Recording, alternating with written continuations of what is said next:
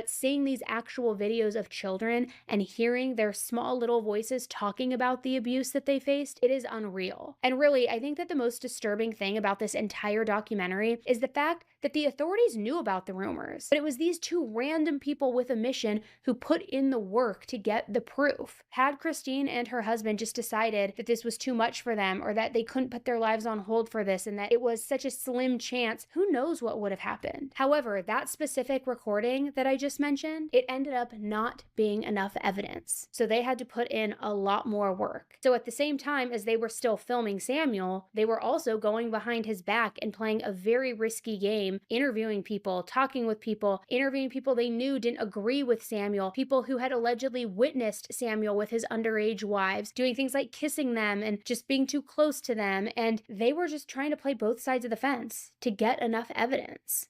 And then one of Morani's wives, Julia, began helping not only Christine, but the FBI. Now, Julia wasn't only one of Morani's wives, but was also Moretta's mother. And like I mentioned earlier, Moretta was one of Samuel's most devoted wives, and Julia documented everything. Things that Christine and her husband would have never had a chance to film, which, seeing Julia in this documentary, it really truly broke my heart. I think that we hear about cults, and sometimes we just can think, well, why don't you leave? Just walk out, leave, get out. But it's never that simple. It's a cycle that you can't just get out of. Julia knew what was going on, and she knew that it was wrong, but she was terrified of cops, but also terrified that if she went to them for help, they wouldn't believe her and they wouldn't do anything. Her exact quote in one of the episodes was, quote, "Will they hear the cry of one woman?" Which that just devastated me. Now, Samuel threatened Julia, not even knowing what she was doing, but threatening her that he would take her children away. Something that would have been all too easy to do, and something that he had already done to 4 of her daughters, 2 of which were underage, including Moretta. So, nothing really was ever off the table. Not to mention that Julia knew that if Samuel ever even smelled that anything was off, he would take everyone and flee. So Julia knew that Samuel was growing worried, and she even told the authorities about him buying a plane and making everyone passports. And after he fled, who knows where they'd all end up? And